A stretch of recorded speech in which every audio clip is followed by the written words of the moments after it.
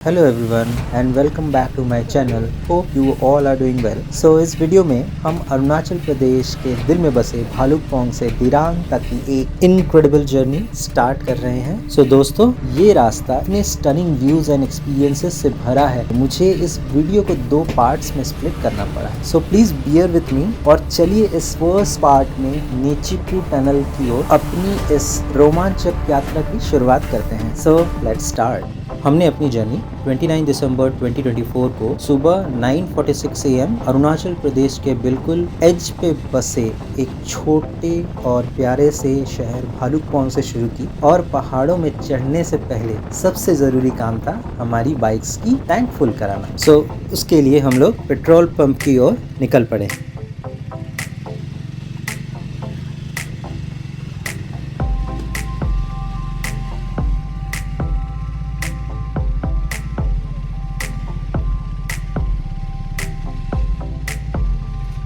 Petrol full हो गया हमारा, अब हम निकल रहे हैं यहाँ से।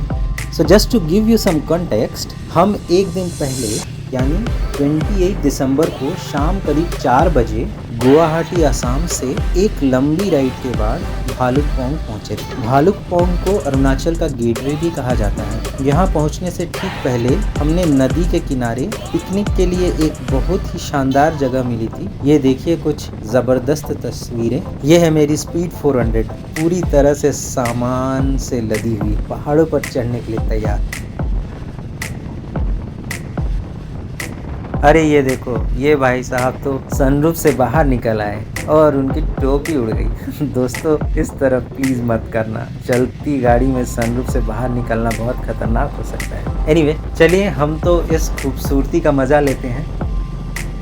गुवाहाटी से भालुकपोंग तक की राइड भी कुछ कम नहीं थी। हमने माइटी ब्रह्मपुत्रा रिवर को पार किया और दोस्तों वो नज़ारा सचमुच दिल थमा देने वाला था। जैसे कि आप देख सकते हैं कुछ पिक्स में, ये मैं शेयर कर रहा हूँ, मेरी स्पीड 400 कितनी परफेक्टली ब्लेंडिंग हो जा रही है। And now we are in the mountains exploring this incredible of an uncharted place. हमने अपने इनर लाइन परमिट ऑनलाइन ही बुक कर लिए थे, इसलिए हमें बस चेक पोस्ट पर अपनी बाइक्स का रजिस्ट्रेशन करवाना था और फिर रात बिताने के लिए एक होटल ढूंढना था। होटल का इन्फॉर्मेशन मैं डिस्क्रिप्शन में दे दूंगा और इनर लाइन परमिट्स का इन्फॉर्मेशन मैं इस वीडियो में ही आगे डिस्कस करूंगा, कैसे हम लोगों ने क्या क्या किया। सो मेरे वीडियो में बने रहें। सच ऑसम व्यू, कितना शानदार नज़ारा है। एंड थैंकफुली ये जो इनिशियल रोड्स हैं अच्छी कंडीशंस में हैं, तो राइडिंग में हम लोगों को उतना डिस्कम्फर्ट नहीं हो रहा। या स्पीकिंग ऑफ जर्नीज, ये ट्रिप मेरे मिरिक और दार्जिलिंग राइड के ठीक बाद की है, जो मैंने अपनी लास्ट वीडियो में ऑलरेडी आप लोगों के साथ शेयर किया है, जो कि मैंने 25 दिसंबर को किया था। सो 26 दिसंबर से ये जो वीडियो बना, इसके बीच मैंने क्या किया, इसका मैं एक कंटेक्स्ट आप लोगों को देना चाहता हूँ। 26 दिसंबर को सिलीगुड़ी से गुवाहाटी के लिए हम लोग निकल पड़े। गुवाहाटी में हम लोगों को 2 दिन रुकने का प्लान था। 27 दिसंबर को हमने माँ कामाख्या मंदिर के दर्शन के लिए ऑलरेडी बुकिंग कर रखी थी, तो हम लोगों ने वहाँ पे दर्शन किया और वहाँ पे हम लोगों ने प्रसाद भी खाया। देन वो एक दिन हम लोगों के लिए एक रेस्ट की तरह काम किया, क्योंकि हम लोग के 2-3 दिन से बहुत लंबा राइड कर रहे थे, तो बॉडी को रेस्ट भी मिला। देन उसके बाद हम लोग 28 को गुवाहाटी से भालुकपोंग की तरफ। तो दोस्तों, मैं इन खूबसूरत पहाड़ों में अपनी स्पीड 400 बहुत ही समझदारी और आराम से चला रहा हूँ। सड़कें आपको तेज चलाने के लिए ललचा सकती हैं, लेकिन मेरा यकीन मानिए, जैसे जैसे आप आगे बढ़ेंगे और ऊंचाइयों पर जाएंगे, सड़क की हालत बदल सकती है और अक्सर बदलती है।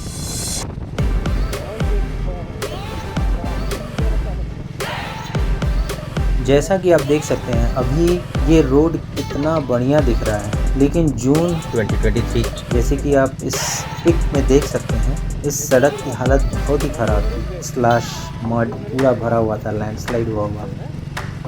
हम मौसम के मामले में भी लकी थे। विंटर्स में ट्रैवल करने का मतलब है बारिश का ना होना मोस्ट ऑफ द टाइम। अगर बारिश होती तो सड़क की हालत क्या हो सकती थी और कितना डिफ़िकल्ट होता है इस सब टेरेन में राइड करना, आप समझ सकते हैं। बाइक भी बहुत ही ब्रिलियंटली परफॉर्म कर रही थी। मुझे एक बार भी ऐसा फील नहीं हुआ कि टायर मेरा रोड से स्किड कर रहा है या फिसल रहा है। टायर अच्छे से रोड को ग्रिप करके चल रहा था। ये MRF का स्टील ब्रेस टायर बहुत ही हेल्पफुल रहा। It is very costly tyre but I can understand why it is costly. इसका रबड़ बहुत ही अच्छे से ग्रिप करता है रोड को।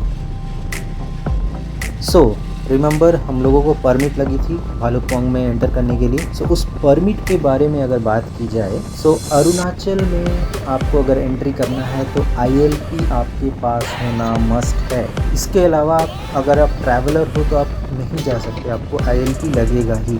सो आप इसे ऑनलाइन भी बुक कर सकते हो या फिर चेक पोस्ट पे जाके वहाँ पे भी क्रिएट करा सकते हो। It will not create an issue. So अगर आप पीस ऑफ माइंड चाहते हो, आपको लगता है कि आप घर से करा लोगे तो आपके लिए बेटर रहेगा, then you can do it via online also. मैंने ऑनलाइन का लिंक ऑलरेडी डिस्क्रिप्शन बॉक्स में डाला हुआ है, आप वहाँ से देख लेना। तो जनरली 3 दिनों के लिए पर पर्सन 300 लगता है एंड अगर 3 दिन से ज़्यादा हो जाता है तो 500 लगता है, जो कि 14 डेज़ तक एक्सटेंड रहता है। मीन्स 500 जो है वो ओवरऑल 14 डेज़ के लिए वैलिड रहता है पर बाइक का कुछ एज इन अलग से नहीं लगता है, so don't worry about it. और फॉरेन नेशनल्स के लिए ऑनलाइन बुकिंग का लिंक अलग है, वो भी मैंने डाल के रखा है। ILP का जो बुकिंग हम लोगों ने किया था ये डिस्ट्रिक्ट स्पेसिफिक होता है। भालुकपोंग, बोमडिल्ला, दिरांग, ये सारे प्लेसेस वेस्ट कामेंग डिस्ट्रिक्ट में पड़ते हैं अलॉन्ग विथ तवांग। जैसे कि आप यहाँ देख सकते हैं, लैंडस्लाइड्स अरुणाचल में खासकर इन पहाड़ी इलाकों में एक कॉमन चैलेंज है। ये हर साल हज़ारों लोगों को अफेक्ट करता है। ये प्रकृति की शक्ति का एक सोबरिंग रिमाइंडर है। But putting those challenges aside, this place is just unbelievably amazing. It's so easy to get lost in these lush green mountains.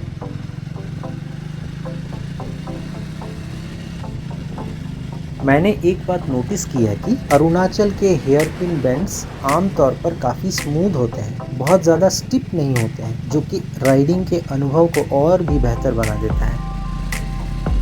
जानते हैं, ये मुझे उन नीड फॉर स्पीड गेम्स की याद दिला रहा है जो मैं खेला करता था। हॉट परस्यूट, मोस्ट वांटेड, खाली सड़कें, शानदार नज़ारों के बीच से घुमावदार मोड़, बिल्कुल वैसा ही महसूस हो रहा है। ये रोमांच ही अलग है। अगर आपको भी सेम फील हो रहा होगा तो आप कमेंट्स में प्लीज़ बताएं। और मैं एक बात बता देता हूँ, पहाड़ में धीरे चलाने के 2 बड़े फायदे हैं। पहला, आप कंट्रोल पे रहते हैं और ये ज़्यादा सुरक्षित है और सुरक्षा सबसे पहले आती है। दूसरा, आपको नज़ारों का भरपूर आनंद लेने का मौका मिलता है, उन्हें सचमुच महसूस करने का, अपनी आत्मा में बसाने का। हम अभी अपर भालुकपोंग के आसपास कहीं हैं और यहाँ का नज़ारा कितना मेस्मराइजिंग है कि हमें रुकना ही पड़ा। एक छोटा सा ब्रेक ले लिया, कुछ पिक्स क्लिक कर लिए और बस इस खूबसूरत सी वैली को अपने मन में बसने दिया। क्या शांति है यहाँ पे यार, मज़ा आ गया। चलिए, time to hit the road again.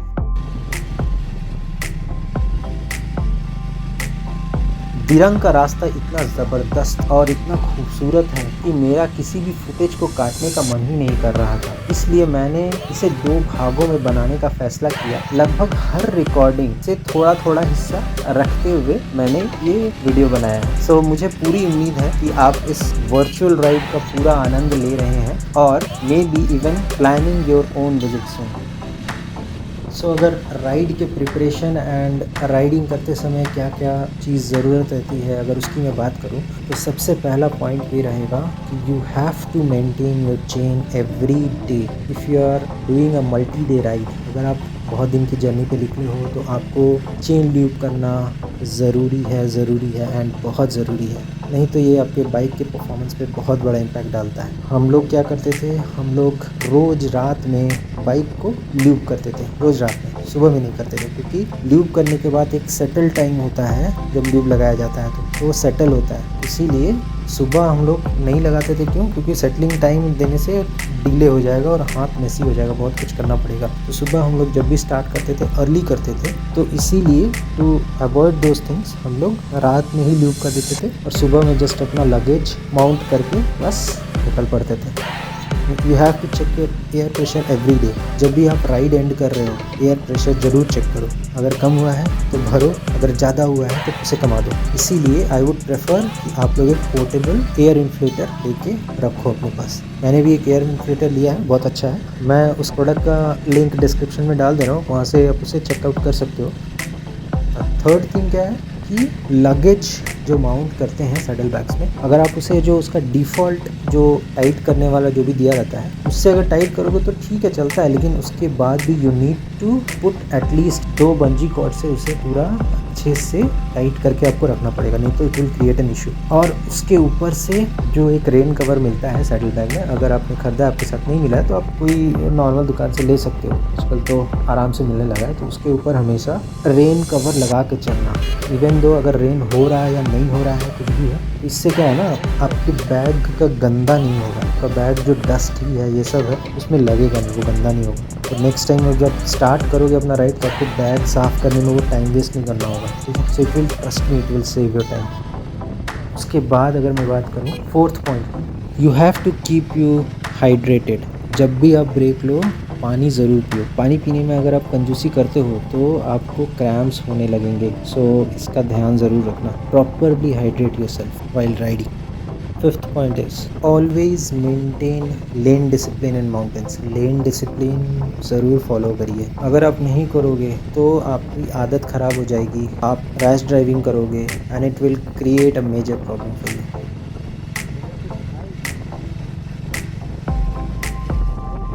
अगर आपको मेरा ये कंटेंट अच्छा लगा हो तो कृपया लाइक का बटन दबाकर और चैनल को सब्सक्राइब करके अपना सपोर्ट दिखाएं।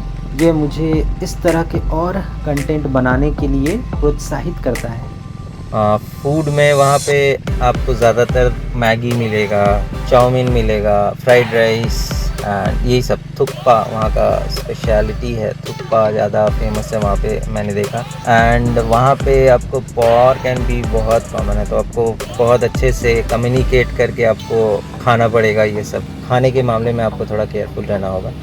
ये रहा एक और लैंडस्लाइड जोन।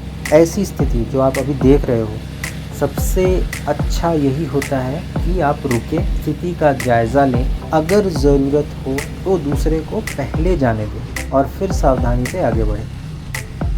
आपको ऐसे हालत में कोई भी कदम उठाने से पहले सोचना पड़ता है, थोड़ा डरावना लगता है ना। एक गलत कदम और आप सीधे नीचे खाई में, इसीलिए बहुत सावधानी ज़रूरी होती है।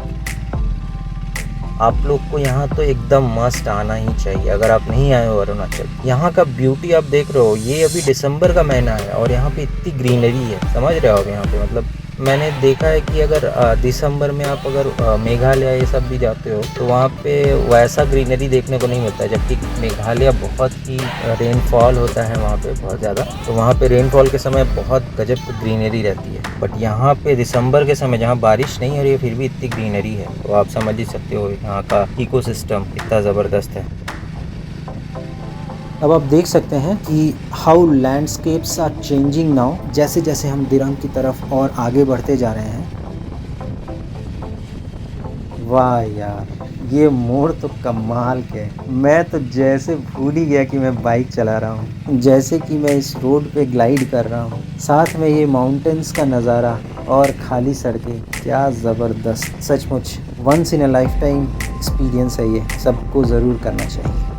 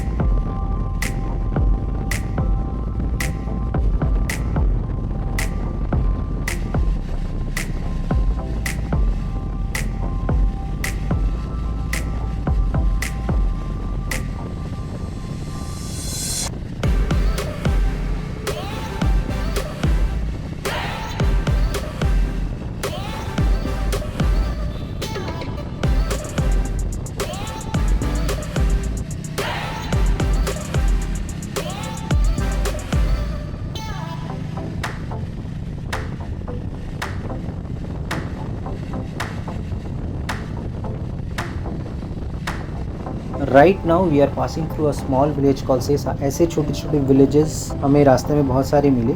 ये थोड़ा सा बड़ा विलेज था। आप देख सकते हो यहाँ पे सब कितने अच्छे से रह रहे हैं। इन लोगों का लाइफ बहुत ही चैलेंजिंग रहता है क्योंकि ज़्यादातर समय यहाँ पे बारिश, लैंडस्लाइड ये सब रहते हैं, तो इनसे इन लोगों को बहुत ज़्यादा प्रॉब्लम होती है। तो hats off to this guys जो यहाँ पे रह रहे हैं। एंड ये लोग टूरिस्ट का भी बहुत अच्छे से वेलकम करते हैं।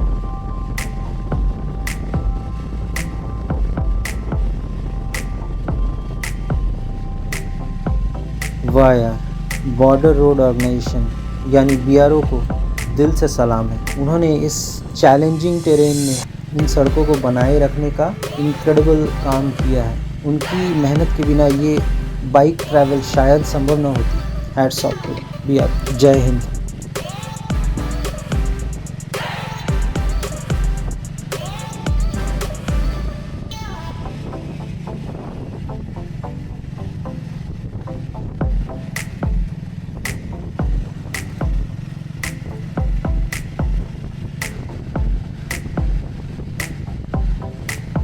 हमने नेचिपू झरने के पास एक और छोटा ब्रेक लेने का फैसला किया और कुछ तस्वीरें ली। देखिए, विंटर्स में ये ऐसा दिखता है, शांत और सुंदर। आप इमेजिन कर सकते हो कि बारिश के मौसम में पानी का बहाव कितना तेज और शक्तिशाली होगा। वो नज़ारा भी देखने लायक होगा।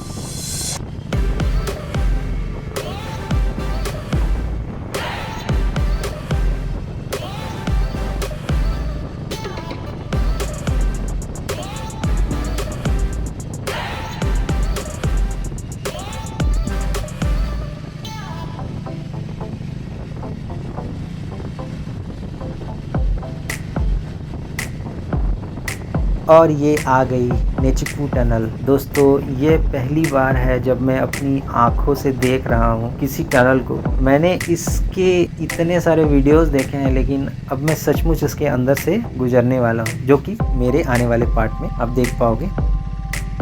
What an experience. ये इंजीनियरिंग का एक बेहतरीन नमूना है।